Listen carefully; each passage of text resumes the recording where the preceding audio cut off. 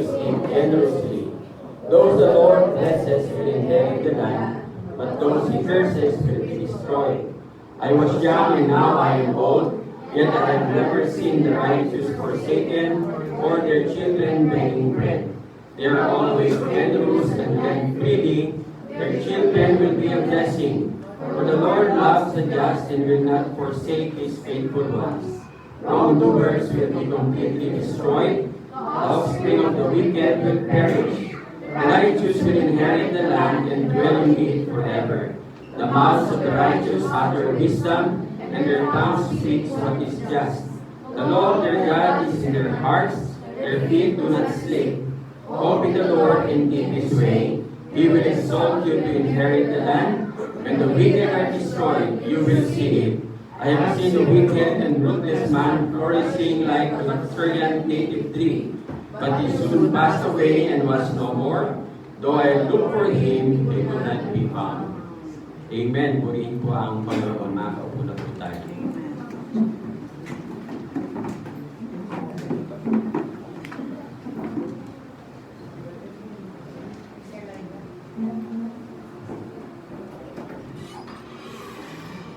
May upuan pa dito.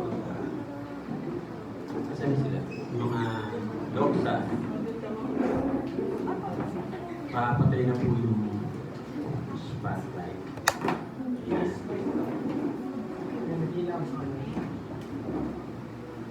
O, doksa, dito kayo. Come here. Walang exempted sa Word of God. Ito ay biyaya ng ating Panginoon. Tayo po ay dumako sa panalangin. Atin pong italaga ang bahagi ito ng gawain. Dakilang Diyos, aming Amang makapangyarihan sa lahat. Sa pangalan ni Jesus, kami po ay tumutulog sa inyo, nagpapasalamat at nagpupuri na kayo po ang may tataas sa bahagi ito ng aming pagsamba. Panginoon, in the mighty name of Jesus we pray.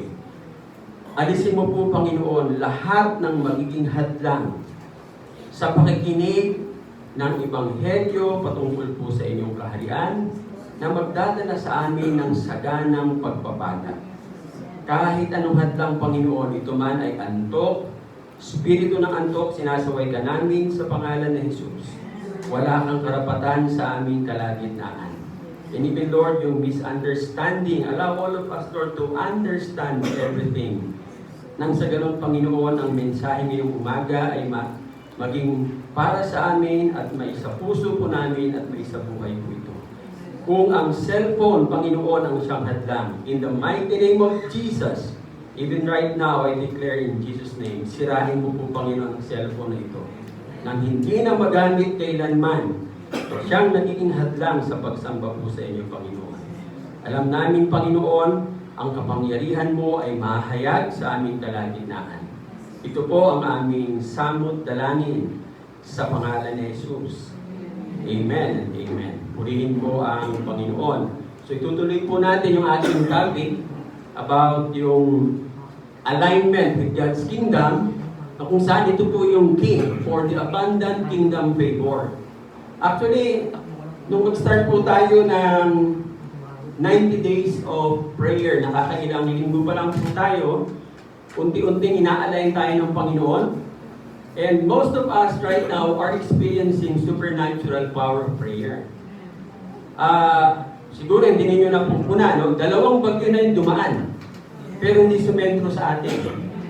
Because every morning we pray, and we beg, and we pray for the Lord na i-save itong lugar. Nga lang, may mga nadadaan ng lugar na maganda yung prayer kanina ni Kim, lumihis na tamaan yung China. No? So yun ang kanyang prayer kanina, purihin ang Panginoon. Kahit ito ngayon, nakita nyo. Actually, sabi nila, malakas, and so on and so forth. Pero sa prayer ko kanina ng umaga, hindi. Mga 9 tapos na yan, mga 9 p.m. wala na. No? So yun po, makikita po natin yung abundant favor coming from the kingdom of God, because we are starting to align ourselves in the kingdom of God. Number 1, through the power of prayer.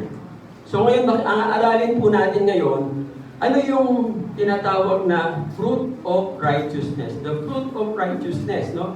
So, maraming bunga ang pagiging matuwid sa ating buhay. Isa dyan yung tinatawag na spirit of generosity. So, ibig sabihin, meron tayong capacity to give generously. Bakit po? Binibless ka ng Panginoon eh.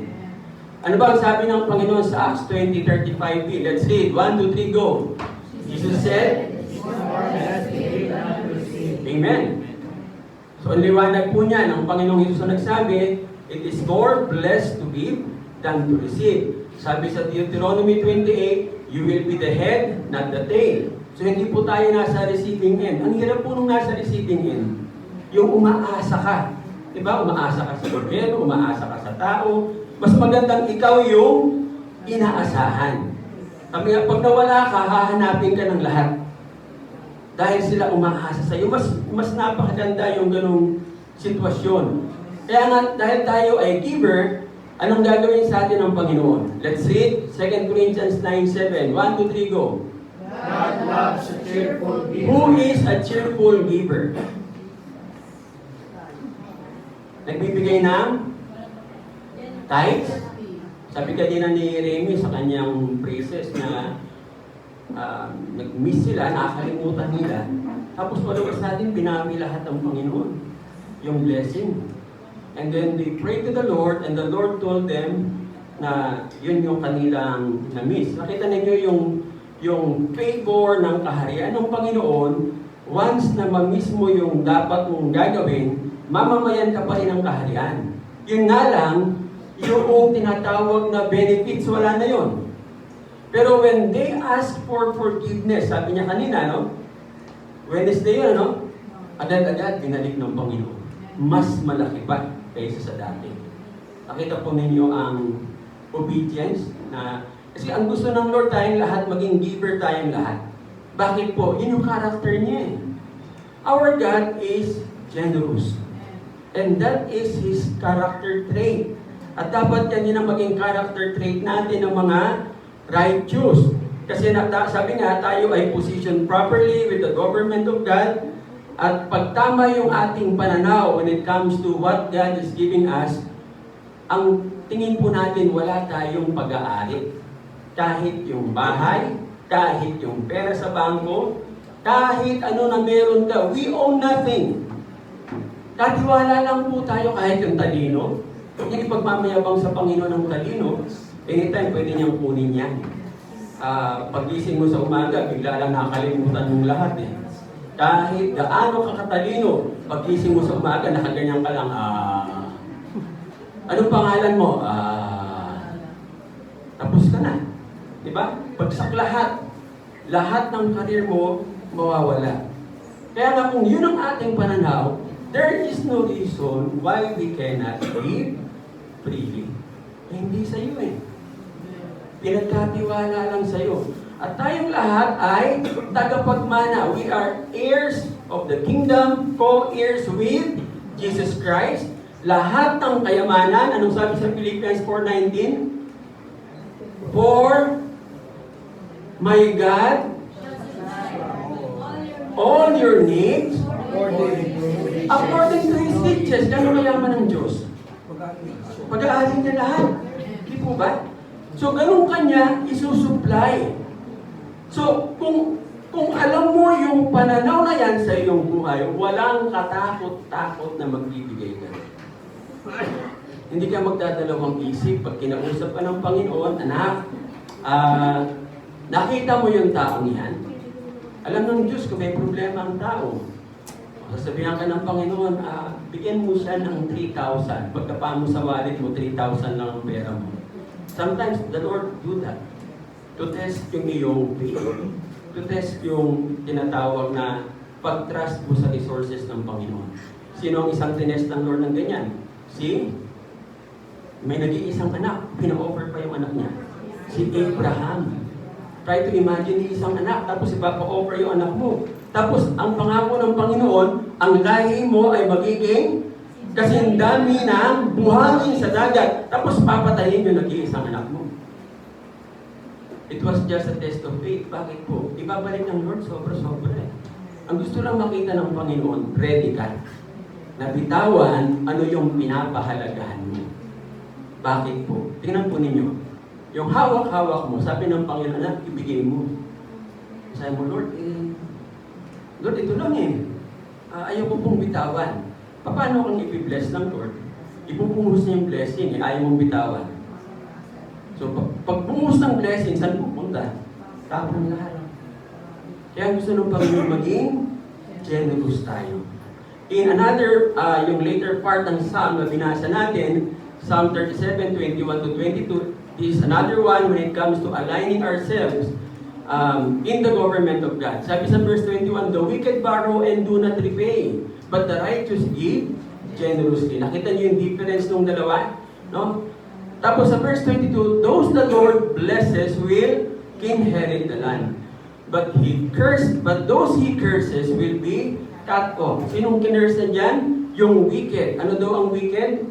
Humihiram, pero hindi nagbabayad. Nakita po niya, wickedness na sinasabi sa Bible ay humihiram ka, hindi ka marunong magbayad.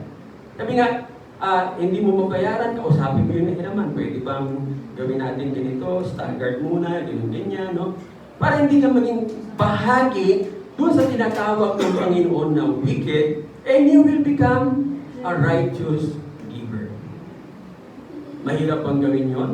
Apakadaling magpatawad ng Lord. Si Narimi nga, pag hingi ng tawad, kinabukasan balik yung blessing. Tartan yung ating Panginoon.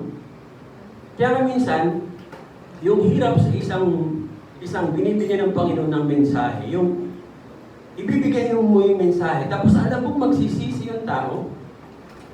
Minsan parang ang dating sa'yo, napaka-cheap naman, Lord. Bakit gano'n? Gano'n ang Panginoon eh. Pinaunawa sa atin yan through Jonah. Ayaw niya mag-preach. Ba't ayaw niya mag-preach sa Ninive? Ayaw niya masave ang Ninevites. Gusto niya lahat sila mamatay. May ganyan ba kayong prayer? Lord, yung kaway ko po. Pwede. Kunin mo na, Lord. Kasi the moment you ask for forgiveness, ganun ka-generous ang ating Panginoon. And He will bless you. Don't be part of those the Lord whom He will curse. Bakit? You will be cut off. Ano ibig sabihin ng cut off? Mawawala ka sa mundo. Nakakatakot yun. No? Bibigyan ka ng Panginoon ng lahat. Ang Panginoon pala, siya ay God of so many second chances. Pero may limitasyon. Pag dumating yung limit, tapos na, sasabihin ng Panginoon, anak, uwi na. Kasi kakalat ka eh. Nasisira yung pangalan mo sa'yo. Ang mahirap nun, hindi mo na fulfill kung ano yung mission na ibinigay sa'yo ng Panginoon. Yung sinasabi sa Bible ng pagdating mo doon, nagngangalit ang ngipin mo. Papunta ka sa langit, basag-basag yung ngipin mo. Bakit? Nag-gnashing. Kaya pag harap mo sa Lord, sabi ng Lord, bakit basag-basag ang ngipin mo? So alam na kaagad, no? Nakita na ko, hindi na fulfill yung vision niya. So righteousness is aligning ourselves with what? With the character and nature of God.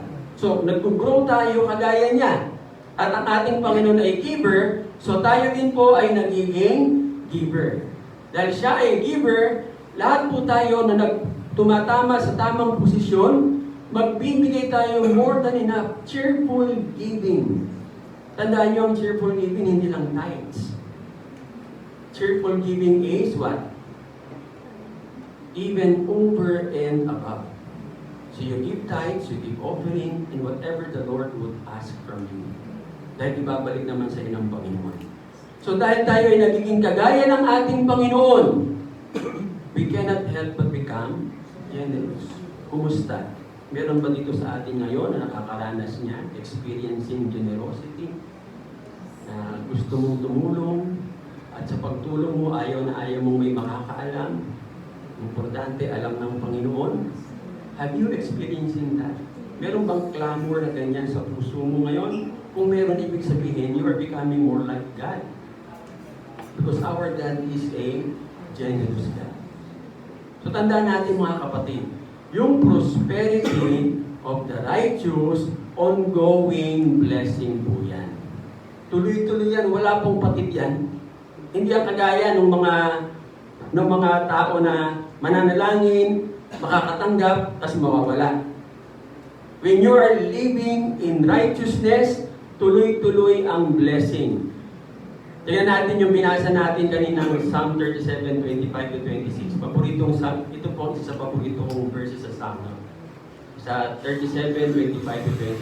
Kasi danas na danas ko po yan eh. Anong sabi po dyan? Basahin natin. 1, 2, 3, go.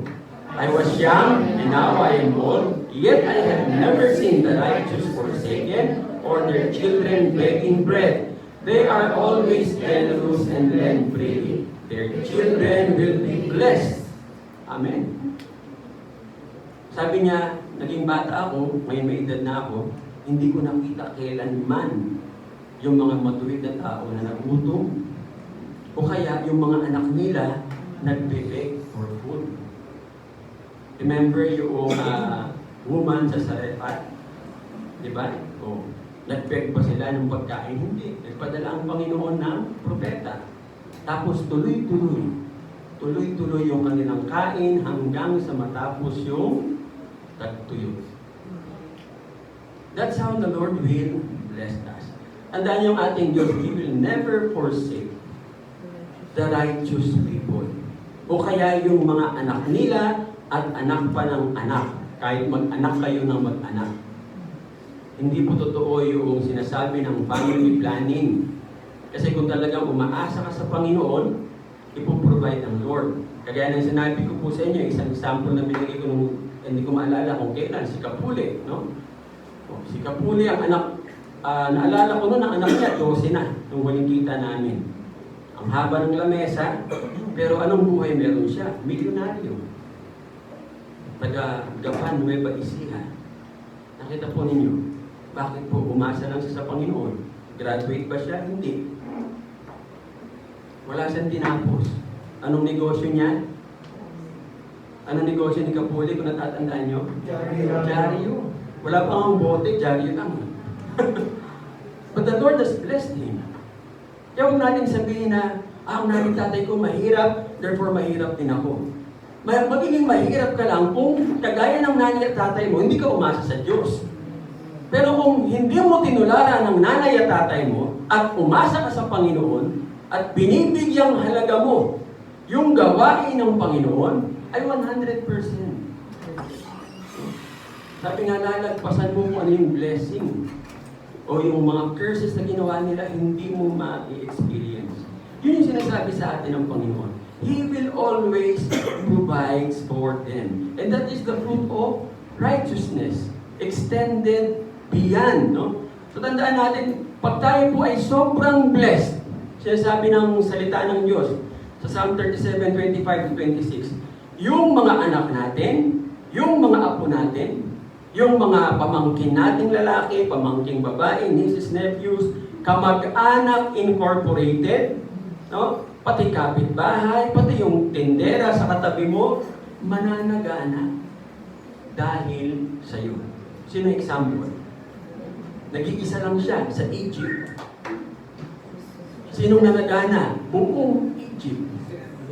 Si Joseph. Did he live in righteousness? Yes. May opportunity na magkasala siya. Yung asawa ni Potiphar. Sigurado ako, napakagandang babae noon. Bakit po? Bakit ko nasabing magandang babae ang asawa ni Potiphar? Si Potiphar ay may posisyon. At during their time, ang babaeng Egyptian sa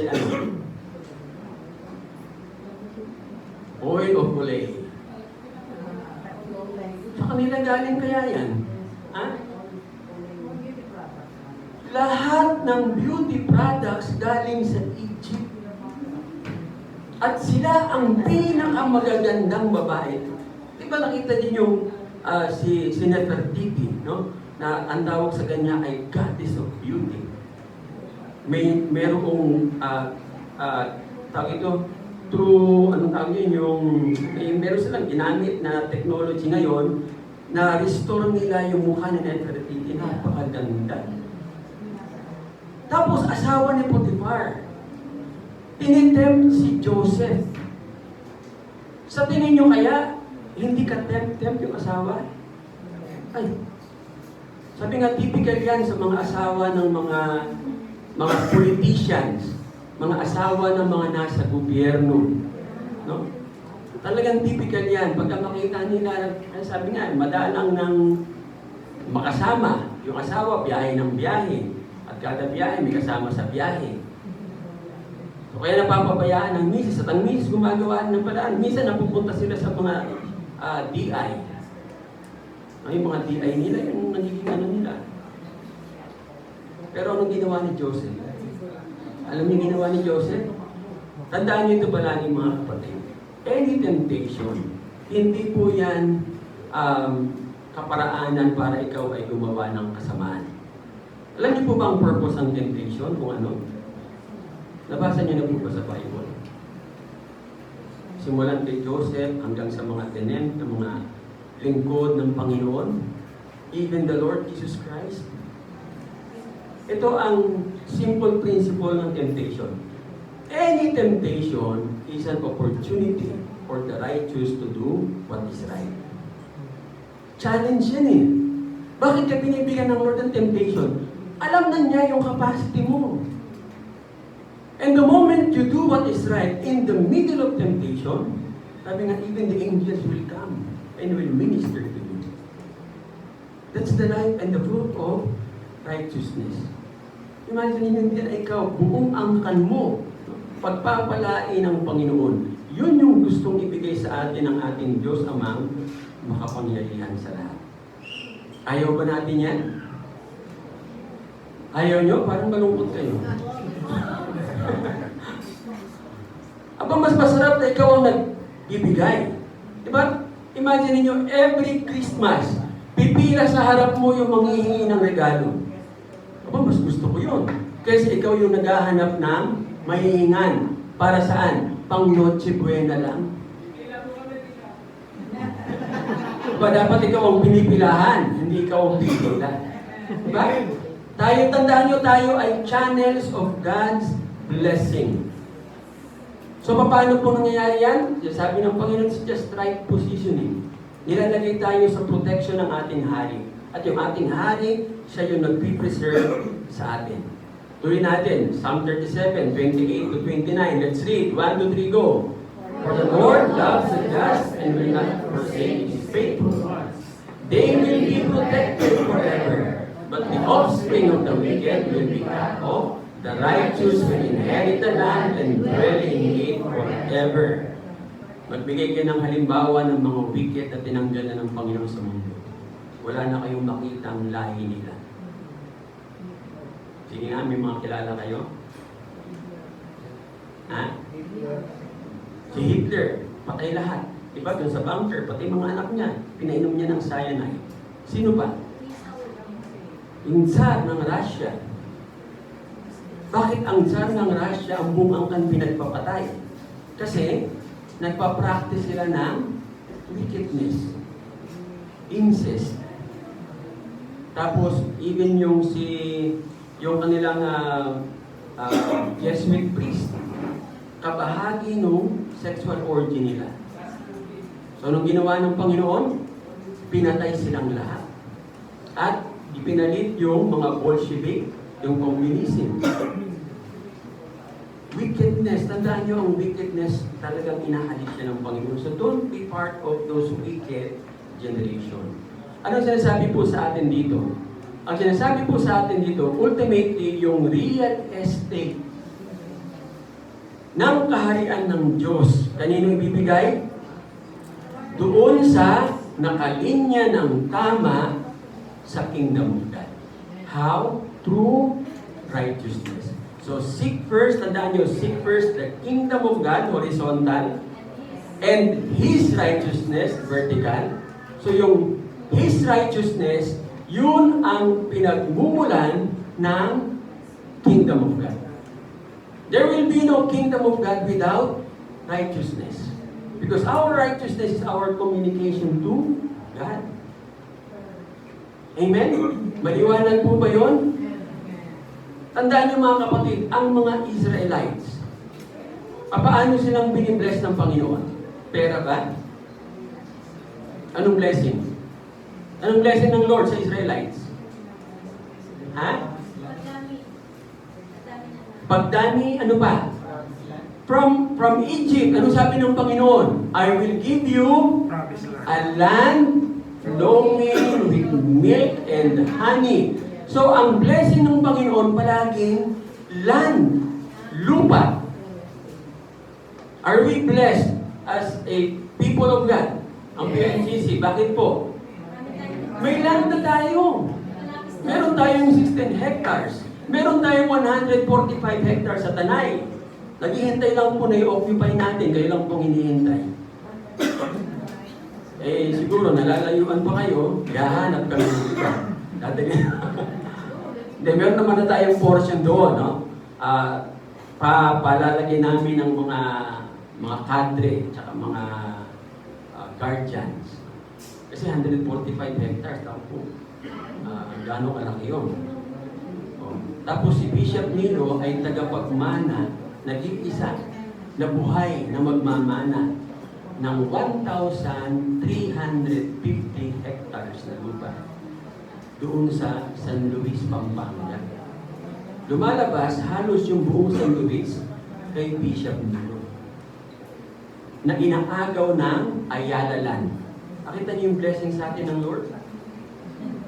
Ang San Luis, Pampanga po, napaka tawag ito yung, urbanized na, ang dami ng negosyo, kaya nga gustong kunin ni Bong Pineda. Nung malaman niya na si Canilo ang nag-iisang tagapagmana, umatras siya. Takot din kasi alam niya, yung mga cadre niya, cadre ni Bishop Nilo. So ang hinihintay na lang po ngayon, mag-i-issue si Canilo sa lahat ng nakatirik sa lupa na magbayad ng upa, retro. Ayan, laki nun. No? Imaginin po ninyo, may lupa na may financial blessing pa. Nakita nyo paano mag-bless ang Panginoon land. Kahit po ngayon mga kapatid, kahit ngayon, yung material wealth, wala pong lasting value yan.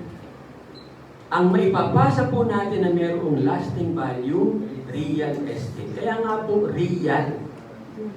Di ba? Nakita nyo, real estate. Ibig sabihin, totoo. Yung iba, hindi. Halimbawa, yung mga bahay na magaganda, wala yan, no? Yung Lamborghini, yung Ferrari, na meron akong kilala, ang mamahaling sasakyan yata niya nasa 100 mahigit. Tapos nakapark lang po. No? Sabi ko nga, sayang, bigyan mo naman kami ng isa. Ayaw niya bigay. Ang ginagawa lang po niya, pag umaga, pupunta siya doon, iikutin lang niya. Sabi ko nga, kahit isang Ferrari lang, ibibenta ko. Ayaw magbigay eh. Pero sabi nga, walang kwenta lahat yan, no? Yung bagong damit na sabi nga ay best designer, yung label. No? Ano tawag natin dyan? Branded. Pag-aari ni Brando. May kwenta ba yan? Wala. Ano sabi ng salita ng Diyos? Yan ay kakainin lang ng tanga. Ba't kinakain ng tanga? Kasi yung may-ari ay nag-iimpok dito lang sa lupa, no? Hindi sa langit. So, kung gusto nating mag-iwan sa ating mga anak at sa ating grandchildren ng valuable na legacy, land, not things. And we already have. Ilan tayo dito? Sabihin natin, 70 na ba tayong lahat kasama yung Cavite? O 16 hectares po yun. Aba siguro yung 500 square meter, pwede na kayong magulong-gulong doon. Pwede na maglagay si Sister Stella ng bed doon. Alagaan ng aso, pusa. May Fairy Kingdom na siya. Ayos, may pangalan na. Meron pa tayong tubig doon. Nakita niyo how the Lord blessed us. No? Meron tayong bukal. Itatap na lang yung bukal, may tubig. So hindi po tayo magugutom sa tubig sa lugar na yun. Yung mga nakapunta na doon, hindi pa nga kayo nakakaabot doon talaga sa lugar natin eh. Ang napuntahan nyo pa lang, doon pa lang yata kay Paul. Pinapakaganda na. How much more doon sa lugar natin? Meron tayong ilog. Alam niyo sino naliligo sa mga ilog doon na yun? Mga Koreano. Kaya ipapasanitize po natin pag mga natin yun. Mga Koreano din naliligo yan.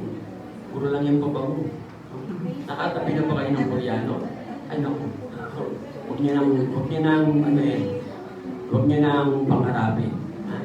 Parang nakatabi po yung Italiano.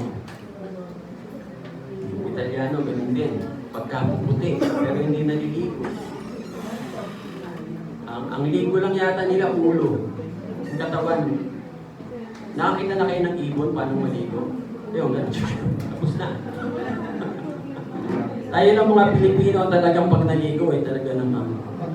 Kaya nga nung nasa Europe ako, pagka yung, alam niyo mga Europeans, paano bumatit, iba hinahalikan dito sa pisngi, ay sinisinghot po kami.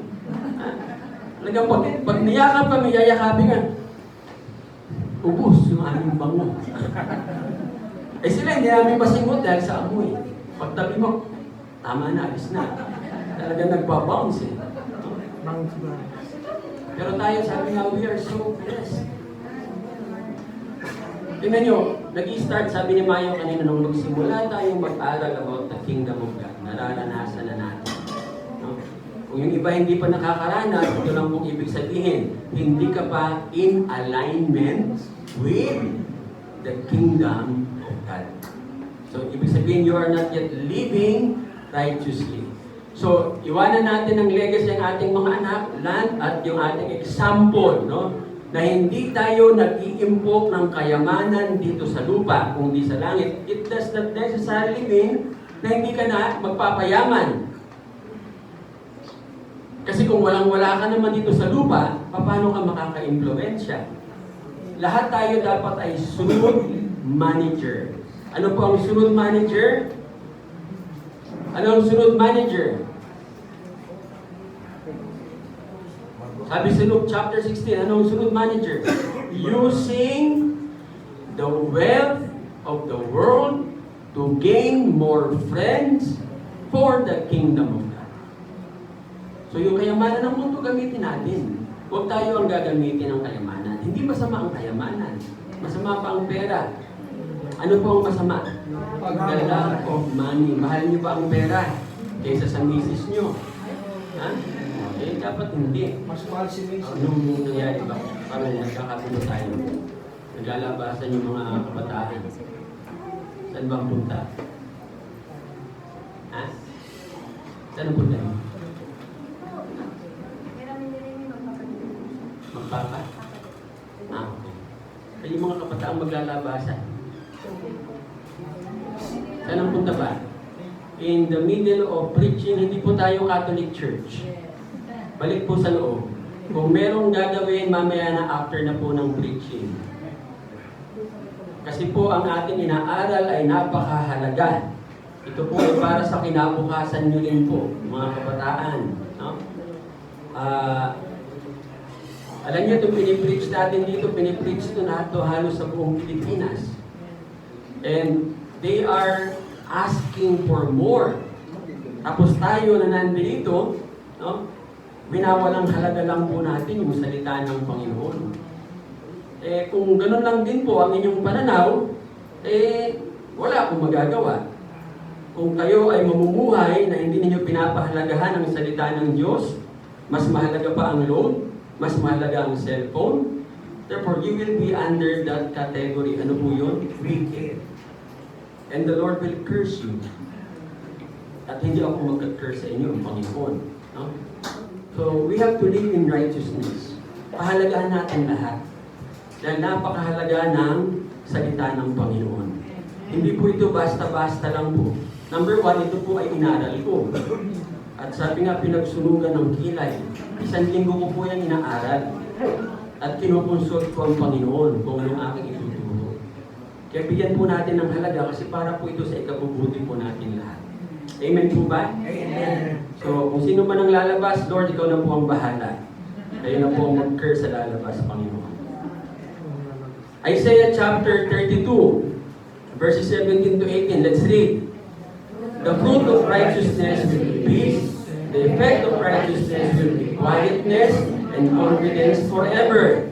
My people will live in peaceful dwelling places, in secure homes, and in undisturbed places of rest. Tignan po ninyo, ang bunga daw ng pagiging matuwid ay kapayapaan at katahimikan. So, ibig sabihin, pag yung utak mo, ang daming naglalaro, at ang dami mong personalidad, ibig sabihin, you are not living in righteousness. Meron kang ginagawang hindi tama, kaya wala kang quietness, wala kang self-confidence, and you will be cursed forever. Apakasimple ng sinasabi ng Panginoon. Hindi lang po yun. Sa tirahan mo, sabi dito, will be a peaceful dwelling places. Yung bahay mo secure. At ano pa, pati yung hihimlayan mo, hindi magagalaw. Yan yung sinasabi po ng righteousness. So ano po ba makikita po natin dyan? Una sa lahat, kung tayo po ay matuwid, mag-i-enjoy tayo ng kapayapaan. Bakit po? Dahil nga, bilang mga anak ng Panginoon, mamamayan ng kaharian ng Diyos, hindi na natin pinupursu yung bagay. We do not pursue things anymore. Anong pinupursu natin? Righteousness. Bakit po? Ang pagpurso sa bagay, kailanman hindi kayo mabubusog. Tingnan nyo, yung pagpurso sa pagkain, nabubusog ka ba? Hanap ka lang ng hanap na makakainan ba? Magugulat ka na lang isang araw, mas malaki ka pa kay Dabiana. Sabi nga, do not pursue things.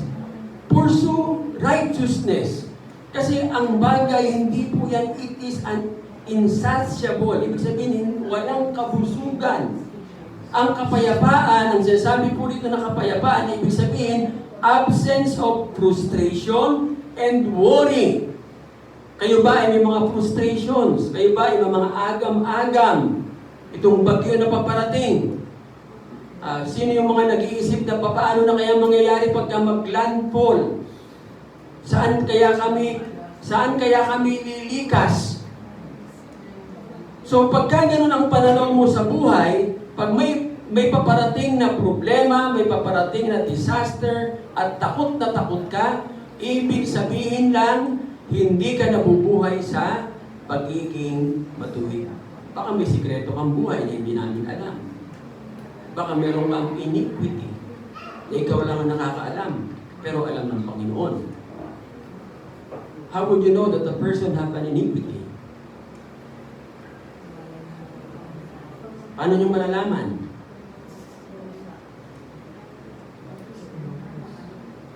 Alam nyo kung anong sikreto? Para malaman nyo yung taong may sikretong pamumuhay. Number 1, nagiging sinungaling. Ang daling hulihin na nagsisinungaling. Ako, ang daling kong humuli ng sinungaling. Pag sinabi mo, pupuntahan ko agad yung source. Tatanungin ko agad. Huli ka agad. So, ibig sabihin, meron kang sikretong buhay. Kailangan kang lumaya. Paanong lalaya? Anong sinasabi ng Panginoon? Righteousness. So, kung ikaw ay nabubuhay sa kasinungalingan, ang ibig sabihin, you have a hidden sin. Remove it. Apakabait ng ating Panginoon.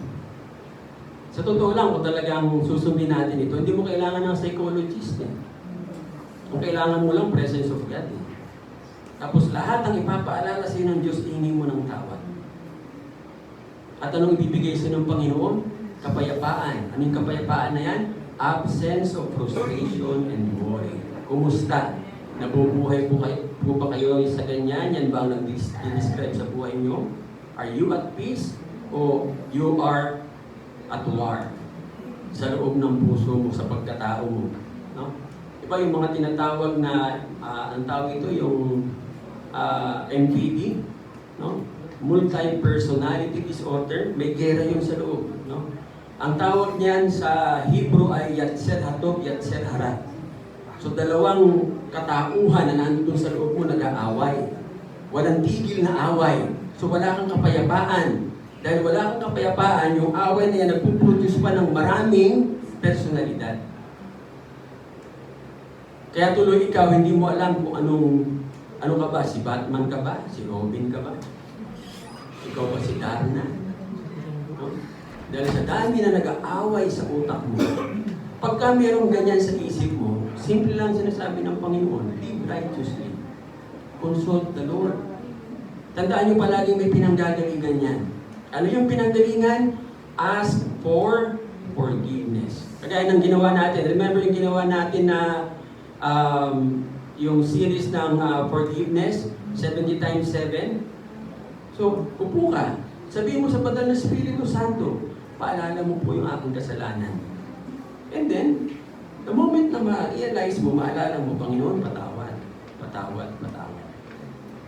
Sabihin mo sa Holy Spirit, isusulat ko po, banal na Espiritu Santo, yung aking mga kasalanan.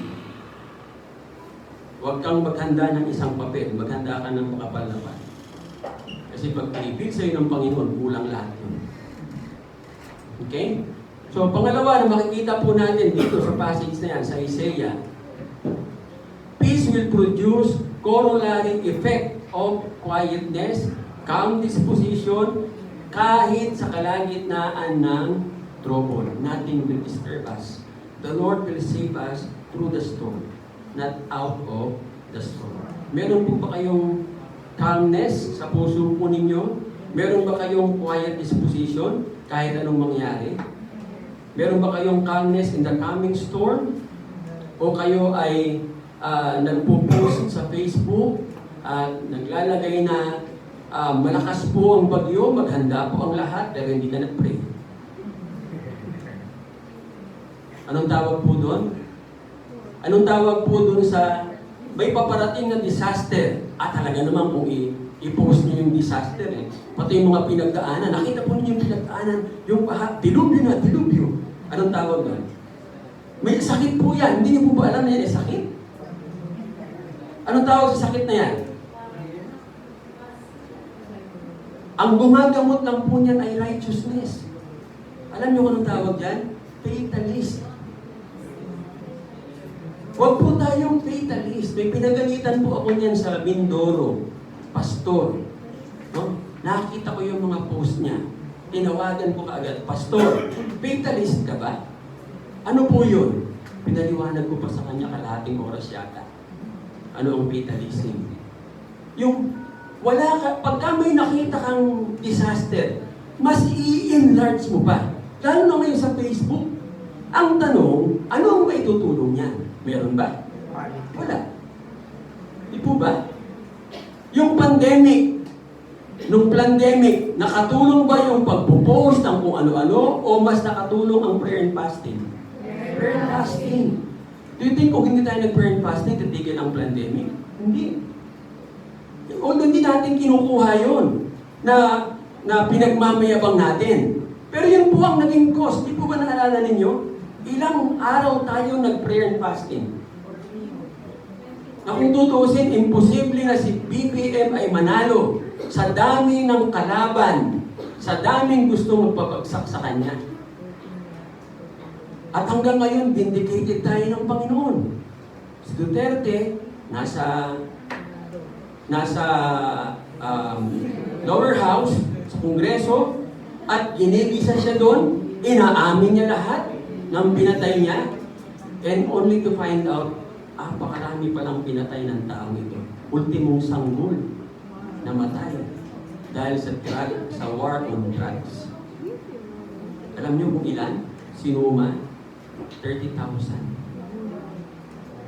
Pagsabi niya, pagsamahin mo yung pinatay ni Marcos, pinatay ni Cory, pinatay ni, sino pang sumunod? Ni Ramos, pinatay ni Noynoy, pagsamahin mo lahat, sobra pa yung pinatay ni Duterte.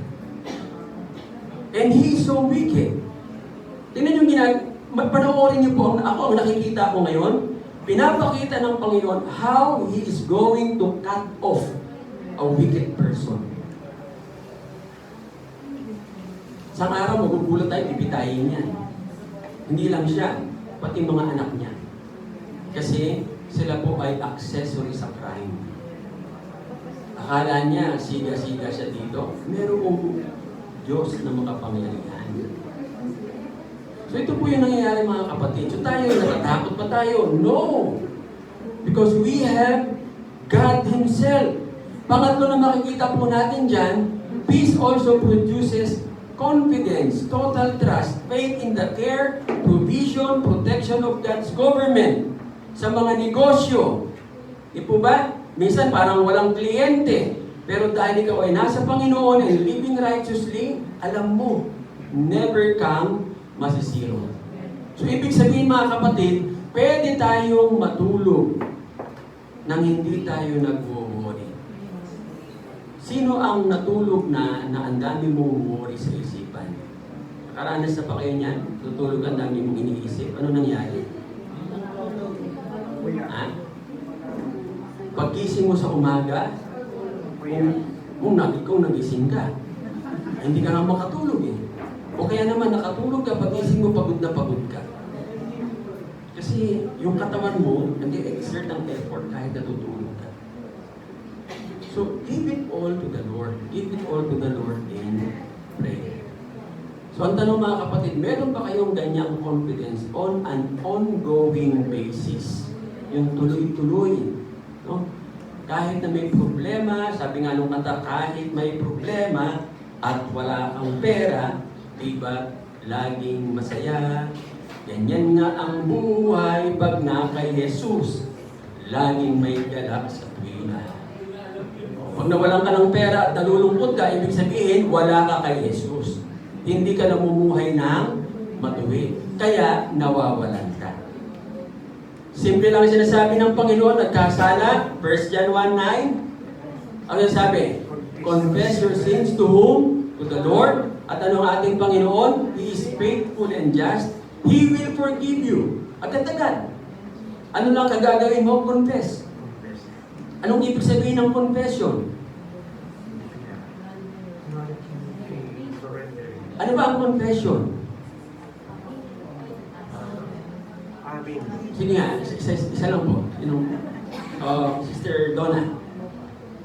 Aminin lang ba ang kasalanan ng confession?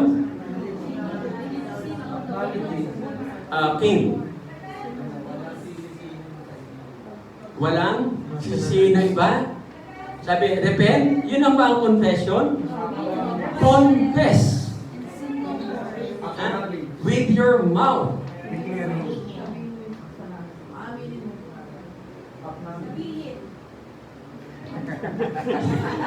Tinuro ko na yan eh. Tandaan nyo, sa confession, ang ina-acknowledge mo yung kapangyarihan ng Diyos na magpatawad. Kasi pag hindi mo, tignan nyo ha, pag hindi mo in-acknowledge na may kapangyarihan ang Diyos magpatawad, pagkatapos mong sabihin ang kasalanan mo, anong pakiramdam mo? Parang kulang. O ibig sabihin, hindi ka nag-confess. Ibig sabihin, hindi mo kinilala. Pag sinabing confess, kinikilala mo. Ito yung Diyos, ito ka. At lahat ng kapangyarihan meron siya. Kaya after confession, may guilt feeling ka, hindi ka nag-confess. Hindi mo kilala yung Diyos mo. E di magpalit kayo. Diba? Ikaw yung Diyos, siya yung mag-confess. Kasi hindi mo matanggap eh. Yung katotohanan na siya ay makapangyarihan. The moment you confess, you will have the confidence, yung quietness, yung kapayapaan. Amen? So ano ang sinasabi sa atin ng salita ng Diyos? Ano yung guaranteed inheritance ng isang righteous? Peaceful dwelling places. Ba, talagang mapayapa doon sa Kalawis at napakaganda ng lugar na yun. Tahimik na tahimik, matutulog ka, lumalagas-las yung batis. No? At pagkising mo, nasa batis ka na. Pabuntok pababa. So ano pa? Secure homes. Hindi ka basta-basta mapapasok ng magnanakaw. Why? Because the angels of God, the angel of the Lord, will guard your home. At, ang sinabi pa sa atin, undisturbed places of rest. Ayaw niyo po ba niyan? Aba, ako gusto ko yan. No? So tandaan natin mga kapatid, hindi kagaya ng mga religion na nagpo-focus sa external, ang Kingdom of God nagpo-focus sa inner transformation. At nakikita sa manifestation ng external. Okay? So, Romans chapter 14, 17 to 18. Let's read. For the kingdom of God is not a matter of eating and drinking, but of righteousness, peace, and joy in the Holy Spirit. Because anyone who serves Christ in this way is pleasing to God and approved by men. Nakita po ninyo? Pleasing to God, approved by men. Sinong isang example na namuhay na ganyan? Pleasing to God, approved by men, wala siyang kaaway when he was living righteously? Hari po siya. King Solomon. Pero nung magsimula siyang mabuhay unrighteously, nagkaroon siya ng 1,000 babae. Hindi ko alam paano pa niyang sinisipingan yun. 365 days lang isang taon eh. Tapos 1,000. No? So, ano nangyari sa kingdom ng Israel? Agad-agad nagkaroon ng kaaway. Nakita po ninyo? So, yung position niya nawala dahil sa pambababae niya, agad-agad nagpadala ang Panginoon ng kalaban. Tandaan nyo, isa sa fruits of right positioning is that we please God at nakukuha natin yung approval ng kapwa po natin. Tandaan natin hindi natin dapat focus yung approval ng tao. Ang dapat na focus natin ay yung approval ng ating Panginoon. Pleasing God. No? At huwag mag-focus doon sa pleasing people. Kasi pag nag-focus tayo sa pleasing people, mawawala yung approval ng Panginoon, windang ang buhay natin. O siguro sasabihin natin, bakit tayo na-approve ng tao? Ibig sabihin ba gusto nila tayo? Not necessarily. No? Hindi po dahil gwapo ka, maganda ka, mayaman ka, gusto ka ng tao. Ang ibig sabihin lang po nung passage na binasa natin, we are simply living in righteousness. So yung mga taong nakapalibot sa atin, they cannot help but to approve what we are doing. Dahil pinapakita natin paano tayong mamuhay para sa Panginoon. So yun po yung sinasabi sa atin ng salita ng Panginoon. So yung righteousness po natin, nagdadala ng pleasure sa Panginoon at nagdadala rin po ng respeto sa palibot. Nararanasan niyo po ba yan? Sa mga kapitbahay, no? Sabi nga yung kapitbahay, kung may kaaway ka, pag-pray mo na ipag-pray. Isang araw magugulat ka na lang. Meron kaming kapitbahay na every morning talagang tinututukan ko yun. Panginoon, hindi ko naman po sinasabi, Lord, kunin mo na siya. Dinadalayan ko, Panginoon, ayusin mo po. Kasi wala siyang kaibigan sa buong community. Ultimong, anong tawag doon? Yung asawa ng anak niya? Manugang. Ayaw din tumira sa kanya. Ganun po siya kapait. Kaya pinagpipray ko siya every morning, Lord, ipuhin mo po yung puso niya. And I believe, isang araw magugulat na lang kami kakatok sa bahay. Tao po, ito po ulam, oh. Kinatay ko po yung aso namin.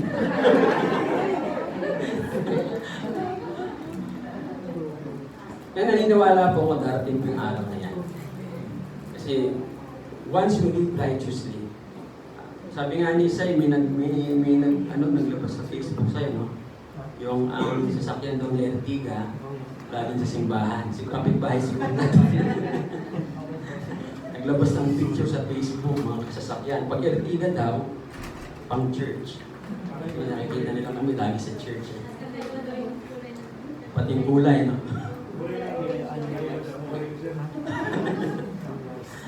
Okay? So yung pleasure sa Panginoon, approval sa kapwa po natin, but we do not seek the approval of people. We seek what?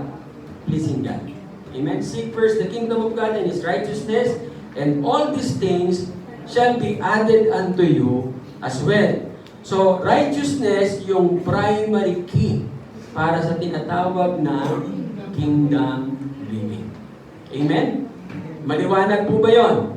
Okay. So, ito po ang isang dapat na isusunod natin dyan, no? Para talagang mamuhay tayo righteously. Dapat alam po natin ang ating constitution by heart. Ano po ang constitution natin? The Bible. Tandaan nyo, knowledge, sabi nga ni Ernie Baron, knowledge is power. Hosea 4:6, my people perish for lack of knowledge. So knowledge is the key to everything in life. At sabi nga, lalong-lalo na kung ikaw ay namumuhay ng matuwid. So, yung susi po sa righteousness is knowledge of the law. Tama po ba? No? Kasi nga, papaano mong susundin yung hindi mo alam? Maliwanag po ba? Hindi po ba? Kung hindi mo alam, paano mong susundin? Halimbawa, dali natin sa ating constitution. Maraming Pilipino ang nabakunahan. Bakit po? Hindi nila alam ang law. Anong batas sa ating constitution? The Bill of Rights. Article? Ano si Sister Rose? Hindi pa sigurado. Sigurado. Tandaan ninyo ha, ito ang tatandaan ninyo. Ang Constitution, hindi lang para sa mga lawyer. Dapat pinabasa nyo ang Constitution. Kaya nga di ba tinuturo yan? Sa inyo sa high school, tinuturo pa ba? Hindi na. Senior high, tinuturo pa. Bakit tinuturo ang Constitution? Dapat alam din nyo. Bakit hindi tayo nabakunahan? Bakit nakipaglaban tayo? Kasi alam ko ang Constitution. Alam ko yung Bill of Rights. Ano ba ang Bill of Rights? Meron tayong karapatan para mabuhay. Para sa tamang proseso ng pagtatanggol ng sarili natin. No? Ano pa? Hindi ka dapat pinaparusahan ka agad ng walang due process of law. Sabi ng mga tao noon, naku, magbabahay-bahay, babakunahan, wala kang magagawa. Po, pwede ba yun? Hindi. Hindi po pwedeng magbakuna, bahay-bahay, ng pwersahan hanggat hindi, sinususpend ang anong batas? Habeas Corpus Act. Ibig sabihin, wala ka ng karapatan. Warrantless arrest na. Sinuspend ba ni Duterte? Hindi. Dahil wala namang gulo. Kaya kawawa yung mga churches na nabakunahan ng mga miyembro, ngayon unti-unti silang namamatay. Tignan niyo yung mga churches na bakunado lahat. Ultimong pastor, patay. Merong isang nag-post sa, hindi ko nasasabihin yung church, runner pa yung pastor. Runner, ha? Naka-schedule pang tatakbo. Oh. Tapos namatay. Sabi ng mga, paano nangyari yun? Because they do not know the law. This is the sad reality. Even pastors do not know the Bible. Maraming pastor hindi alam ang Biblia. Pero alam nila ang Mobile Legend. Alam nila yung mga latest sa Facebook. Alam nila yung mga latest na kung ano-anong mga issues ng mga artista. Pero ang salita ng Diyos hindi alam. Tayo, kumusta? Do we know the law of God? Amen? Amen. Amen? Amen. Sa pagbabasa po ba sa BMR, binabasa po ba natin by heart o marathon? Siguro dapat palitan na natin yung Bible marathon, Bible reading na lang. Bible reading by heart. Ayun. BRTH na. Bible reading by heart. No?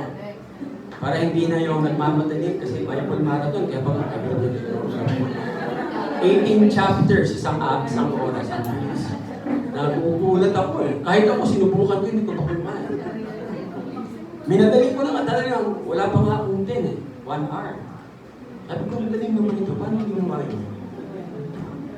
So gawin na natin Bible reading by heart. Kaya mga kapatid, napaka-importante na inaaral natin yung law of the government under whose authority we live. Ito ba? Kung alamin po ninyo, meron pong nabibiling maliit na constitution. Ando doon na po lahat na ito. Hindi nyo kailangang aralin yung buo. Yung pinaka-importante lang. Bilang mamamayan ng kaharian ng Panginoon, yung salita niya, yun ang ating batas. Amen? Meron pa pang iba? Uubra ba ang opinion natin? Hindi. Kundi ang salita ng ating Panginoon. So since the Bible is the written code of law for the kingdom of God, kaya kinakailangan, it is incumbent upon us, citizens, na ano po? Read it, study it, and know it. Mag-memorize po tayo ng Bible verses. Testing nga. Sino pa may mga memorized na Bible verses? Ito doon.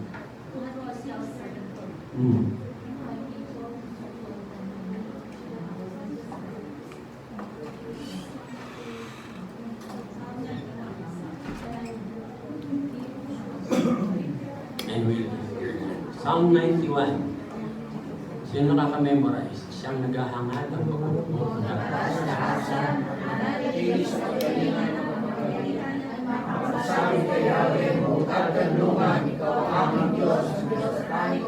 Ilang verses po yan? 1 to 16. Bakit memorize? Kasi laging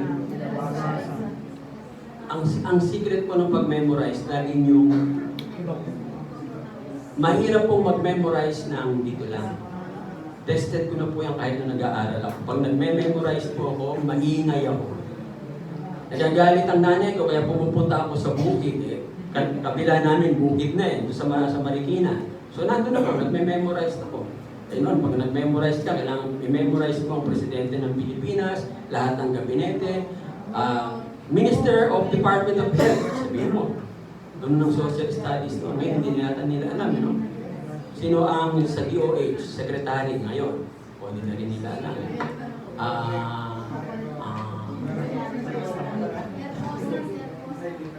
Si? Oh. Si Mami, marami na namin. So, dapat alam po natin ang batas, no? At memorize it. Bakit po importante mag-memorize? Kasi po, sa gitna ng mga pagsubok sa buhay, yung na-memorize ninyong verses, anong gagawin po niyan? Mag-re-rema. Magpapaalala po sa inyo. Mas magandang mas marami kayong memorize the verses. John 3:16. Pag di pa naman alam, na lang. Ay, mali kayo. Zacchaeus, come down na Binago na kanina lang. So, kailangan po alam natin yung laws of our kingdom para sabi nga, we stay in sync with them at makaposisyon po tayo ng tama. At higit sa lahat, mga kapatid, pag alam nyo ang salita ng Diyos, you will know the heart, the mind, the will, the ways, and the thoughts of God. Anong tawag po dyan? Yung nakakaalam ng puso, isipan, kalooban, kaparaanan, kaisipan ng Diyos. Anong tawag sa'yo? Anong tawag sa'yo ng Panginoon? Starts with letter C. Next is H. Next is U. And then R. Ayun. Ang church, hindi po ito. Ha? Ang church, hindi rin tayo. Yun yung una nating alam. Nung inaral natin further, nakita natin ang church, ikaw. Kasi ang church ay yung tao, kaya nga ecclesia. Ek is out. Kaleo is call. Sabihin, tinawag ka, ikaw, mula sa labas. Kinuha ka ng Panginoon at ginawa ka niyang church. Ano ang church? Dapat alam mo ang puso, isipan, kalooban, kaparaanan, at pag-iisip ng iyong hari. Kasi ikaw ang magkakalat. Ikaw yung church. Maliwanag po mga kapatid. So pag nagsama-sama tayo, anong tawag sa atin? Congregation of Churches. Kaya nga diba, binabati kayo ng mga iglesia ni Kristo. Mga, hindi ng. Romans 16:16. No? Sabi nila, ng iglesia, hindi po. Balikan ninyo ang sinasabi ng mga. Dahil tayong lahat ay mga iglesia ng Panginoong Jesucristo. So pag sinabi sa inyo na, ang church, tayo po, hindi po. Ang church, ikaw. Okay? At nagsasama-sama tayo every Sunday. We are congregation of churches. At ikaw ay magiging church pagkatawag sa'yo ng Diyos ang iyong misyon. Alamin mo ang isip niya, ang puso niya, kaparaanan niya. Sa paanong paraan? Sa chismis? Sa kaibigan? Sabi-sabi? Opinion? Saan? Bible. Word of God. Meron pa bang iba? Wala na.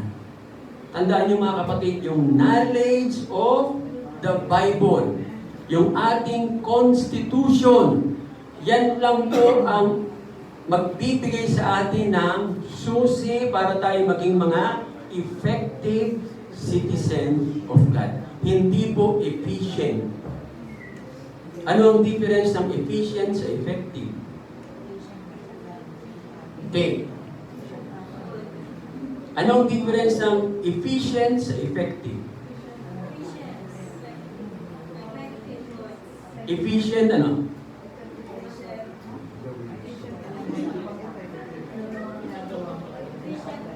Pag sinabing, the word itself, effective.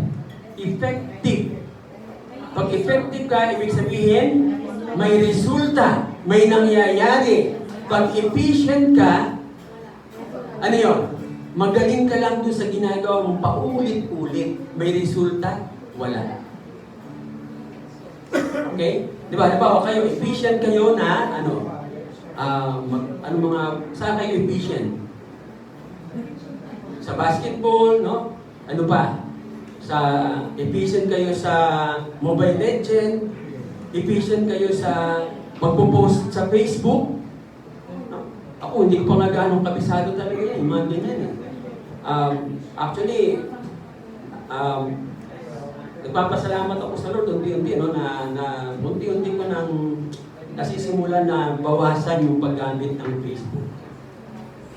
Talagang napakabuti ng Panginoon. At nakikita ko na when I started doing that, nagugulat ako sa mga blessings na paparating na ibibigay ng Panginoon.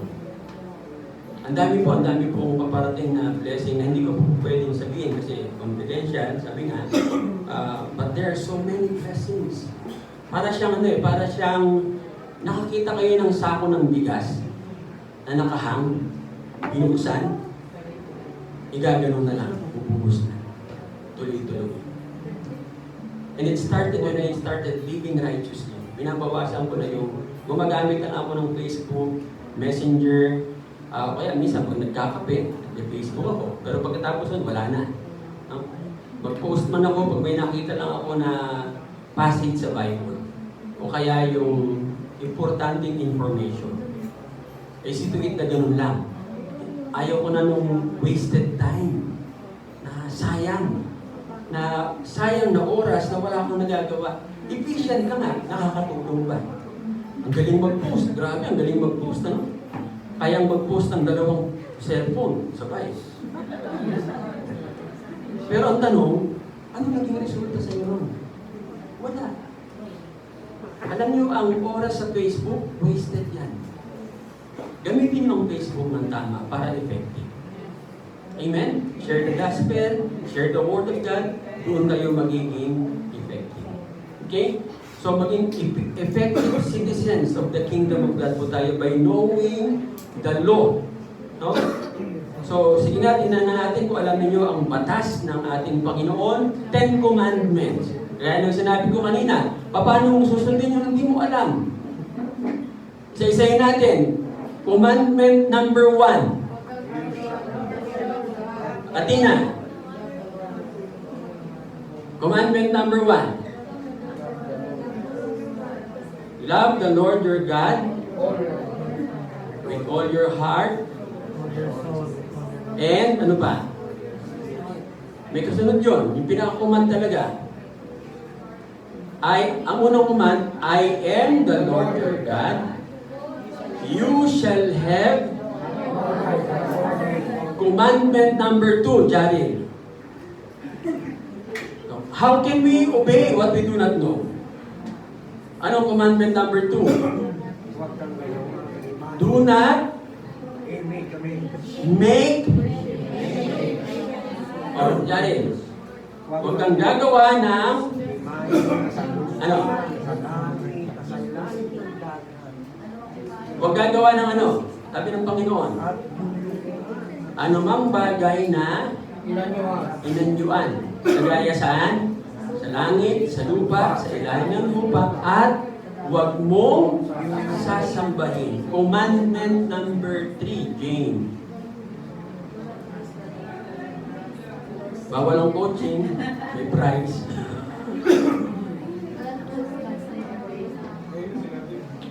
Ha? Do not use the name of the Lord your God in vain. Commandment number 4, Shin. Pakakala niya nandito, wala dito ha. Baba. Commandment number 4. Keep the Sabbath and make it holy. Commandment number 5. Mia. Ha? Ano? Honor your father and mother. Commandment number 6. Walang tinginan. Si Rainy, commandment number 6. Ano ang commandment number 6?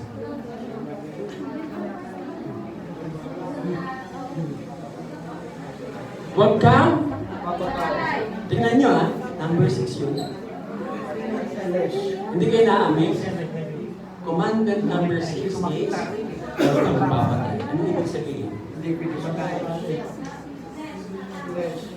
Create ang tao on the 6th day. Was it a coincidence? Na ang commandment numbers, ganyan po ang pag-memorize. Hahanap kayo sa Bible ng madali ninyong may connect. No? Diba nakaka-amaze na nung ma-realize ko yung, commandment number 6. And God created man on the 6th day. So, ibig sabihin, ang pagpatay ay kasalanan ng flesh. Commandment number 7. Thou shall not commit adultery. Bakit 7? Anong ginawa ng Panginoon on the 7th day? Rest. Anong connection ng adultery? Sa halip na namamahina ka, naghahanap ka ng iba. Okay? Nakita ninyo? No? Commandment number 8. Huwag kang, ang sabi nito, hindi, 10 na yan, 10. Ha? Thou shall not steal. Commandment number 9. Thou shall not bear false witness. Pagsisinungaling, no? Against your neighbor and everything against them. Commandment number 10. Thou shalt not covet thy neighbor's wife, thy neighbor's house, thy neighbor's manservant, maidservant, thy neighbor's cattle, and so on and so forth. Mga kapatid, hindi natin malalaman kung anong susundin natin kung hindi natin alam yung batas. Sa totoo lang, at least kayo nakakasagot pa. Nung magtanong po ako sa seminar ng mga pastor, walang makasagot. Pastor po yun. Kaya nga po, yun yung reason kaya hindi ako nagtuturo sa Bible School. Kasi nga, nagagalit ako eh. Tapos ang kaharap ko lahat, pastor. At least pag seminar, wala akong karapatang magalit. Kasi marami akong makakaaway. Sabi nga ni Bishop Mike kahapon, ay, alam mo meeting namin. Wednesday, nag-meeting kami sa Net 25, no? Nagpunta sila ng Pangasinan. Tapos, pagdating daw doon, may nag-meet silang isang pastor.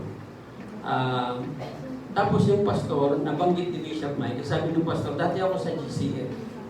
Sabi ni Bishop Mike, may kasama kaming pastor dati rin sa GCF. Anong pangalan? Si Pastor Ed, bigla daw umatras. Si Pastor Ed? O bakit? Naku, ang sungit nun. Hindi yan marunong tumawa. Hindi marunong tumawa ngayon siya.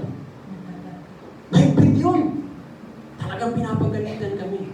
Totoo yung gano'n talaga ako na sa GC. Kaya lahat na naging under ko, talaga namang maayos. Kahit lumipat sila ng church, mo nandun siya sa Pangasinan, ang laki ng church niya. O kasi naging under siya sa akin. Talagang tinuruan ko siya paano mag-preach, and so on, and so forth. Sabi nga, meron tayong batas na kinakailangan sundin. Yung ginagawa ko po sa inyo, hindi lang ito ngayon ay para kayo ay magkaroon ng kaalaman. Ang purpose po natin mga kapatid, para nang sa ganon, makapagturo kayo. Kahit saan kayo magpunta, pwede niyo po itong gamitin. Ang lagi kong sinasabi, wala itong copyright. You can copy it as long as you copy it right. Okay?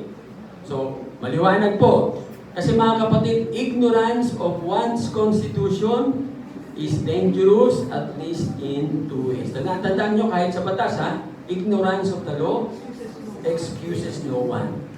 Hindi nyo pa pwedeng sabihin, ay, ang hirap naman ng batas. Hindi rin. Kailangan mo rin sundin. Why? Dura lex sed lex. The law might be harsh, but it is still the law. Lalo na sa Bible. Dahil yun ay salita ng Panginoon. So ano yung una? Ignorance of the law can lead to inadvertent violation of the law resulting to legal penalties. Halimbawa, hindi mo alam na huwag kang papatay, pumatay ka. Anong mawawala? Anong penalty? Favor of God. Wala agad yun. Tatanggalin agad sa iyo ng Panginoon. Kasi nga, how can we obey what we do not know to obey? Paano mo susundin? Hindi mo alam.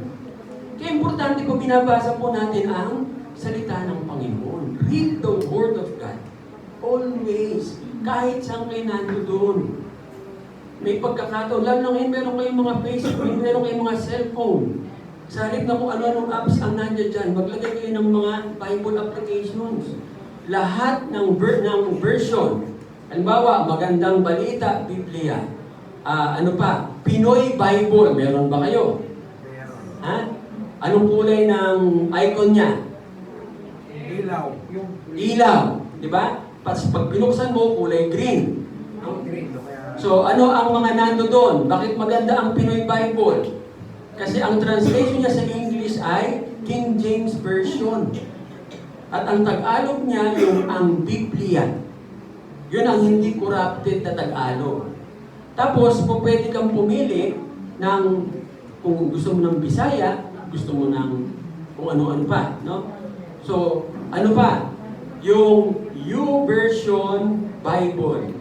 Lahat ng Bible version nandoon. Pero ang sinasuggest ko, ang babasahin nyo ay King James Version, New King James Version, ano pa? NASB, what else? Amplified. Kung kayo ay magpipreach at magtuturo, halimbawa, magtuturo kayo ng lecture sa Kingdom of God, no? Magandang binabasa niyo yung Amplified. Bakit po? Merong explanation. Halimbawa, Yahweh. Enclosed in parenthesis, yung explanation ng pangalan na Yahweh. Siguro sinasabi niyo, ba't ang galing ni Pastor Ed? Yun lang po ang sikreto ko. Alam niyo ba? Binabasa ko lang. Kung di ako nagbabasa, di wala din. Kasi para lang po akong bitchin. Di po ba? Yung pitchit pag may laman, may ibubuhos. Pag walang laman, nga. So ang gagawin ko lang dito, sisigaw lang ako. May natutunan kayo pagkatapos? Wala. Uy, pastor namin, galing sumigaw. Paano sumigaw? Parang leon. Pero meron ba kayong natutunan? Wala. Yung sinasabi, pumasok ng walang natutunan, lumabas na, pumasok ng walang nalalaman, lumabas ng walang natutunan. Okay? Pangalawa, na danger sa ignorance of the law. Ignorance of the law usually means also ignorance of one's rights. Kaya nga napakunahan. Bakit napakunahan? Hindi alam yung kanyang karapatan. Tayo, napakunahan ba tayo? Yung naalala ko noon, yung manager ni Gerald, hindi pinapapasok si Gerald. At ano ba yun, Maya, yung dahil wala siyang bakuna? O pinasok ko kay Gerald yung letter. O bigyan mo yung letter doon sa manager mo. Doon sa letter, sinabi ko, wala kang karapatan, merong karapatan ng taong ito. Pag nilagay ko sa letter, pagka hindi mo pinayagan si Gerald na pumasok, pagkatapos ng pandemic, ididimanda kita. Pinapasok siya. May karapatan ka, di po ba? Pinanggit ko rin yung article kung bakit may karapatan si Gerald magtrabaho. Meron siyang right to live. Tapos tatanggalin mo yun. That's the basic that we have. Alamin natin yan. Kaya nga, kung alam natin ang Constitution, dapat mas alam natin ang ating Constitution. And what is that? The Word of God. Kasi nga, if we don't know what our citizens' rights are, how can we claim them? Halimbawa, paano ninyong i-claim ang pagiging mayaman na hindi mo naman alam sa Bible? Saan mo hanapin? Jeremiah 29:11. Ano pa? Matthew 6:33. What else? Deuteronomy 28. Ano pa? Psalm 91. Sa New Testament. Isa pa? Philippians 4:19. And my God shall supply all your needs. How can you claim if you do not know? Panginoon, payamanin mo po ako. Sumagot ang Panginoon. Saan sa Bible? Masasabi Panginoon nung kakilala ko na kasama ko sa church, andun daw po sa... Latiguin ka doon. Sa tingin mo, bibigyan ka ng Lord? You do not know how to claim. Know the Word of God. Tandaan niyo, ignorance of the law means you lose twice. Okay? Ano yung una? Yung penalties na dapat meron kang blessing. Yung pangalawa, hindi mo alam paano mo i-claim. Kaya ganun kahalaga. Kaya sasabi ko nga, know your Constitution. Amen? Maliwanag po ba? Mahaba pa po ito sa knowing your Constitution. At sana pag nalaman natin ang Constitution, hindi tayo tatahimik lang. No? Paglaban ninyo. Huwag kayong papayag na tahimik lang kayo. Sabi nga, ano kung hindi ka nila pinansin? Ang importante na ibahagi mo ang salita ng Diyos. Kasi tingnan nyo, bakit lumalaganap ang dekorasyon ni Santa Claus? No? Na actually, pinigil nila yung pelikula ni Paolo Contis, Dear Satan. Kunyari, nagkamali yung bata. Dapat Dear Santa. Bata siya. Napagbaligtan niya. Pero in reality, ang sumulat doon, ipapakita nila kung sino si Satanas. Na si Santan. So, pinigil dahil alam naman natin na pagka Pasko, lalabas si Santa Claus, kasunod anong kasunod niya lagi paglabas siya sa TV? Coca-Cola. Hindi reindeer, Coca-Cola. Paglabas niya, susunod yung Coca-Cola, anong kanta? Holidays are coming, holidays. Sino bang lumika kay Santa Claus? Coca-Cola lang. Tapos naniniwala tayo. Ipaglaban natin, nagbabasa ka ng Bible. What is the reason for the season? Jesus. Christmas party, susuotan ka ng santang sombrero, kumikilala sa Panginoon, Di ba? Ano sabihin mo? Sige na lang, para hindi ako maka-offend. Ano nangyari? Ikaw ang nadali. So that moment, you live unrighteously. So huwag kang ma-surprise pag nakat yung benefits. Amen? Klaro po ba? Maliwanag? May tanong? Kakat na natin dito. Susunod naman, mahaba pa. Actually, tatapusin natin to next time. Tapos yung ang isang product ng righteousness is reconciliation. Una, reconciliation to yourself and reconciliation to other people na nakaaway mo. Ang sinasabi po sa righteousness, bibigyan ko kayo ng konting background, ang taong namumuhay righteously at peace siya sa sarili niya. Walang away. And therefore, madali ring mag-reconcile. Pag hirap kang mag-reconcile sa kapwa mo na nakaaway mo, ibig sabihin may gera sa loob. Andito ang gera. So ano mo nang aayusin? Yung gera dito. Tsaka, aayusin yung gera sa labas. Pag-aaralan po natin yan. No? At makikita po ninyo ang inyong mga sarili. Kasi nung inaaral ko po, nakita ko yung sarili ko. Okay po? May tanong pa? Wala na. Okay na po tayo dito? Ha? Ay, sumagot. Itutuloy ko.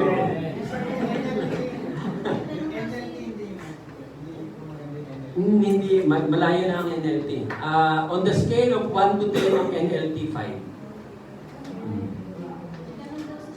Oh, Shin, anong tanong? Si? Si Shin, nandito si Shin eh. Anong tanong? Bishop, labas naman po sa message. Sige. Yung nakaraan po naman. Nakaraang message? Opo. Oh, sige. May bayad yan kasi nakaraan yan. Kakaiba po ba yung covenant sa Lord at meron po bang covenant sa tao? Okay, ang sa tao, ang tawag doon ay agreement. Okay? Pero itong any agreement, di ba sabi sa Matthew, I think sa Matthew, any agreement na ginawa natin sa lupa, ina-agree sa langit. So yung agreement natin dito, agree sa langit. Whatever we agree on earth, sinisil ng heaven. So pag hindi mo tinupad yung agreement na yan, ano mangyayari? You will be cursed. Hindi mawawala yung pagiging citizen of the kingdom. Di ba, kagaya ng sinasabi ko na example, nagda-drive ka, tapos nakita mong red na, lumagpas ka pa. Anong nangyari? May na-violate ka. So habang umaandar ka, anong pakiramdam mo? May guilt feeling. Samantalang wala yun nung una. Bago ka lumagpas, wala ka namang nararamdaman. Eto na, biglang, woo, woo, woo! Anong mararamdaman mo na? Akala mo, ikaw inaabot. Bibilisan mo ngayon yung pala ambulance. Nilagpasan ka. Nakipagkarirahan ka pa. Akala mo pulis, bakit? Guilt feeling. Ramdam mo rin yun. Pag hindi mo tinupad yung covenant or agreement with a person. Kasi the whole heaven has agreed with you. Kaya pag meron kayo, alam ba, sa example, yung loan, no? Tignan nyo ha. Tignan nyo yung Pipito Manaloto. Konkreto example. Alam niyo yung Pipito Manaloto, meron siyang mensahe. Si Pipito, ang yaman niya, napaka-generous niya. May kaibigan siya na utang ng utang. Pero hindi nagbabayad. Maayos ba ang buhay niya? Hindi. Same manner with the Word of God. Why? Because you agreed. Kaya nga lagi kong sinasabi, kung hindi kayang biglain, unti-untiin. Lalo na kung itangan mo, hindi usury. Ano ang usury? Ang typical Bombay, 5-6. 20% ang tubo. Pag lagi na ng utang, usually yun, wala kang sagot kahit hindi mo bayaran yun. Kasi curse din sa kanya, curse din sa'yo. So ikat mo na lang. Pero kung hindi usually at nakatama sa batas, kung ang interest ay 1 point something, hanggang ilan ba ang interest ng batas natin? 2%? Oh. So hanggang 2%, ibig sabihin hindi sa usually. So meaning to say, nag-agree kayo, pag hindi mo tinupad yan, kahit anong negosyo, hindi asenso. Naganon ka dito, bam, bagsak. Naganon ka, bagsak. Yun lang. Pag-anong ka lang. So, ang tawag sa'yo ay, ang tawag doon? Hindi may tawag eh. Yung insanity. Diba? Anong insanity? Doing the same thing and expecting a different result. Ang tawag dyan ay baliw. Ginagawa mo pa ulit-ulit, tapos gusto mo iba ang resulta, anong tawag sa'yo? Sisa. Crispin. Basilio. Okay? Kaya pag meron kayong inagree, kung hindi mo man kayang bayaran, ikaw usapin mo yung, kaya nung ginawa nung pinsan ni pamangkin ni Sister Edna. Ang negosyo nung bumagsak. Pero nakiusap. Kung magkano lang yung kaya niya. Nakatapos. Alam mo ba yun? Pinikwento, ang ayos ng negosyo, samantalang mo, lagapok. Pero ngayon, ang ganda ng buhay. Diba? Oh. Nagkasakit pa yun nung... Grabe, talagang nakita niyo ano ng Panginoon. So, as believers, as citizens of the kingdom of God, let's do what is right. No? Kung ano yung tama, doon tayo. Kahit yung iba hindi ginagawa, gawin natin. Kasi, at certain point, mag-i-influence ka sa kanila. Okay? Klaro po? Sino pa? Ano?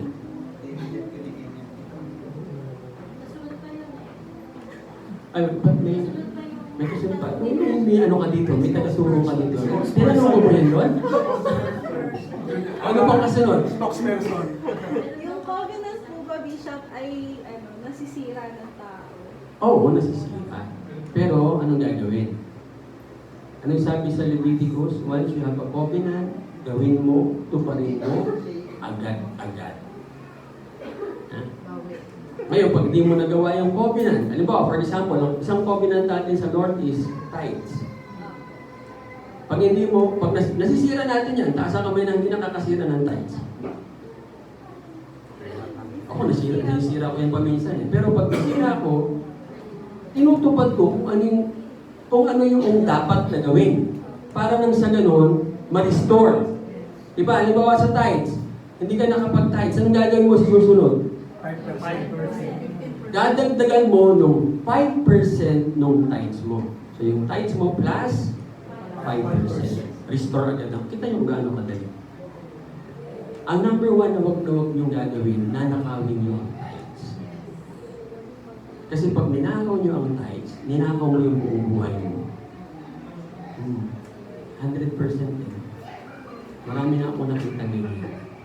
Ang nakakalungkot minsan, nagkakasakit yung tao. To the point na namamatay. Kundi sa atin wala pa naman. O, dati meron, no? Eh, ewan ko ngayon. Basta tandaan nyo, ang ating Panginoon napakabait. Napaka-generous pati sa forgiveness. May nagawa kang kasalanan, agad nagdadalipin. Confess, kilalanin mo siya. Kasi gawin mo kami dapat. Nasa Bible naman lahat eh. Kaya nga tayo, di ba, pagka nagkaroon ng sexual immorality, hindi natin kinukondem. Pinapag-confess natin. Tapos binibigay natin yung forgiveness. Ano nagiging resulta sa atin after nung... Di ba? Lahat tayo nagiging magaan ng pakiramdam. Kasi yun dapat. Ganun ang ating Panginoon. Ang ating Diyos ay forgiving, dapat forgiving din tayo. Huwag ka dapat na may humingi ng tawad, biglang, para yun. Sige, baka mamaya mangyari sa'yo, isang araw. Hindi gagandihan ka lang niya. Forgive always. Okay? Covenant, gawin nyo. Pag may covenant kayo, gawin nyo. Ayan, halimbawa, may covenant ka, hindi ka binibless ng Panginoon. Bakit? Kasi pag may covenant ka, ibibless ka ng Lord, ito si Pinoy. Bigyan ko kayo ng example. Lagi ko pinikwento si Daddy Pat. Kakagaling lang sa sakit. No? Tapos, sobrang payat. Walang alam na trabaho. Kasi si Daddy Pat ay palamon ng nanay niya. Tapos nagkasakit pa. Tapos bigla siyang gumaling. Nagpunta sa church. Nagsimba. Tapos ang preaching ng pastor ay magbigay sa Panginoon dahil ipapagawa natin yung church. During their time, ang buong church ang pagagawin nasa 20,000 pesos buong church. Siguro ngayon magkano? 2 million, 4 million. So ito si Daddy Pat, walang abog-abog, kumuha nung envelope, tapos pinirmahan, sinulat niya, pinirmahan, nakita nung nanay niya. Alam niyo kung magkano nakasulat? 20,000 pesos. Sabi ng nanay niya, Patricio, sira ang ulo mo. Saan ka kukuha niyan? Nakilikiin ng ahas. Eh sabi niya, kinausap ako ng Diyos eh. Hindi ko alam. Covenant ko to sa kanya. O, uwi ng bahay, nakaupo siya sa labas, may sundalo galing ng Campo Aguinaldo. Saan po dito merong marunong manahi ng uniforme ng sundalo? Ako marunong, pero hindi siya marunong. O isang company po ipapatahi. Kasi yung nanay niya nananahi. O ito na, tinahi nila, tulong nanay niya. No? Siya ang nakakontrata. Dinala na itong uniforme. Ando na sila. Pagsukat ng sundalo, punit. Hindi kasi siya marunong eh. So, sabi nung pinaka-commandant ng Campo Aguinaldo, sinong nagtahi nito? Nasa labas siya. Pasukin! Pinapasok. Ang itsura ni Daddy Pat, kakagaling lang sa sakit. Sobrang payat, tapos letter C. Naglalakad niya. Ito po, nung makita ng commandant, isang bulatin na lang pala, hindi pipirma dyan eh. Sige, balik nyo. Gawin mo ha, ayusin mo, bibigyan kita ng 2 linggo. Doon nagsimula ang pagiging master cutter at magaling na mananahe. Yung espiritu tailoring sa Cubao, kanya yun. Siya po ang tumahi ng Amerikana ni, sino namatay na preacher? Billy Graham. Pinakamagandang Amerikana na laging suot-suot ni Billy Graham. Pinagmamayabang niya, si Daddy Pat ang tumahi. Naibigay niya yung 20,000? Yes, sobra-sobra pa. Lumaki yung kanyang negosyo. So, pag hindi binibigay ng Lord yung blessing sa covenant mo, anong meron? Anong meron? You are not living righteously. Baka ini-spend mo yung time mo, mas marami sa mundo, mas marami sa Facebook, mas marami sa laro, tapos magsasabi ka sa Panginoon, Lord, may covenant po ako. O pwede lang sabihin ng pag-ihampas ko sa yung cellphone mo eh. May covenant ka dyan. Hindi naman nagagano naman.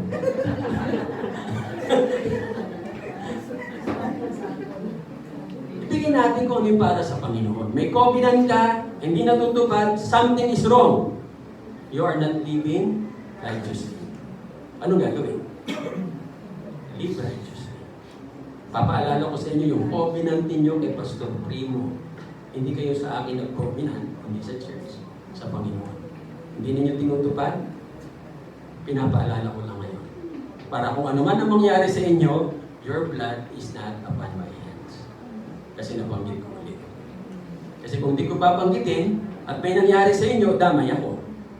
Yun ang aking responsibility, sabihin po sa inyo. So kung meron kayong covenant kay Pastor Primo, siya po ilingkod ng Panginoon, at lumalaki po yung gawain sa Nopaliches, may daughter church na. 2 na po ang daughter churches. At nangangailangan si Pastor, kabahagi po kayo doon, huwag niyong kakalimutan. The moment you do that, i-bless kayo ng Lord. At pagka nagawa ninyo, huwag namang i-broadcast. May sabihin, Pastor, naibigay ko na po kay Pastor Primo. Naku, tapos na. Ikaw lang at ang Panginoon, okay na yun. I-practice niyo po yan, yung ganyang generosity na hindi ninyo pinobroadcast. Kung pwedeng sa family lang. Ako minsan, pinapaabot ko kay Honey o kaya sa mga bata. Kasi minsan pag ako yung nag-aabot, naaabuso naman ako. No? Nararamdaman ko yun pag naaabuso na ako. Kaya ang ginagawa ko ay, iabot ko nga yun sa meron nga kami minsan, galing kami ng ano ngayon? Ano natin? Hindi, kang Brenda. Pan-anti-Americana. Habang bumibili siya, may dumaan na nagpapay. Tapos bigla sinabi ng Panginoon sa akin, lahat ng barya mo dyan, ibigay mo. Marami akong barya. Sa isip-isip ko, sino ba itong taong ito? Eh di, pagdating niya, hinapol namin, binigay lahat. Alam mo, balik sa akin, no? Nagulat din po. Bariya lang yung binigay ko. Pero binalik ng Panginoon sa oras. Actually, mayroon lang hadlang, no? Pero nakikita ko unti-unti inaalis na ng Panginoon. Yung blessing na ipapasok ng Lord sa akin, damay-damay tayo. Hindi ko naman susulohin eh. Damay-damay tayong lahat. Panalangin po natin yan. Kasi sabi nga, ang ating Pasko ay hindi lang happy, baka hapay-hapay pa kayo. Sa sobrang kain, hindi sa kalasanan ha. Sa kain, no? So pag-pray po natin, sama niyo po yan sa prayer. I am living righteously. Nung Friday, sumakitan tiyan ko kasi nakabili ata si Isaiah ng bulalo na ilang taon na ba yung sabaw ng Isaiah? Parang ano na yata eh. Ilang init na yata yun eh. Kasi Wednesday, nag-start akong hindi kumain ng Wednesday. So walang kalaman-laman yung tiyan ko ng Friday. Tapos, sabi ko, bili ng bulalo para ihigop ako ng sabaw. Ako napasama. Pero salamat sa Lord sa supernatural balat ng saba. Sa gilid lang po talaga balali. So, purihin ang Panginoon. Kasi kung hindi, wala ako dito. Sama nung tiyan ko na nun eh. Pagka kasi sumasakit ang tiyan ko, lumulobo ito na masakit. Tapos mawawala din. So yun, mga kapatid sa Panginoon, live righteously. Para sama-sama tayo. Ito yung ating prayer, 90 days prayer. Wala pa nga tayo sa kalahati. Ang dami na natin nararanasan. No? Lahat ng kabahagi sa 90 days prayer, may nararanasan kakaiba. Ako naniniwala ako dyan. Yung testimony nila Rainy, may mga nag-testimony rin kanina, 90 days of prayer. Because that's one way of living righteously and positioning ourselves in alignment with the kingdom of God. Huwag niyong makatamaran. No? Bakit ko kayo na-encourage every morning? Kasi ayaw kong ako lang ang tatanggap ng blessing. Gusto ko tayong lahat. Di ba napakaganda na kung tayong lahat sa church, pagdating ng tuwing Kapaskuhan o may mga pangangailangan, generously nakakapagbigay tayo. Kaysa yung, uy, may kailangan daw. Kasi ano? Ayun, pupuntahin mo doon. Hindi mo kayang, no? Mas maganda, alam niyo, mas maganda, pag may nangangailangan, Fernando po tayong lahat. Ano si Fernando po? Panis. Ha? Kasam-kasam. Magkano kailangan? Oh. Ang probinsyan. Okay po? May tanong pa? Wala na. Sige, let's close in a word of prayer. Aming Diyos, amang haring makapangyarihan, nagpupuri po kami sa inyo, Panginoon, for reminding us that as believers, we need to know your word, live your word, study it, and malaman namin, Panginoon, ano yung kaisipan mo, ano yung puso mo, ano yung ninanais mo. Para na sa ganun, Panginoon, we will be in alignment with your kingdom, and we will receive all the benefits and the favor coming from your kingdom. Lord, ang alam ko po na sinabi mo po sa Biblia, all of us should be channels of your blessings. Let it be so, Father in heaven, as we claim your promise in Jeremiah 29:11, that your plans for us is to prosper us, to give us a hope and a future. Salamat po ng maraming Panginoon. Mangyari po ang kalooban mo sa buhay ng bawat isa, kagaya ng sa langit, sa pangalan ni Jesus. Amen and amen. Thank you.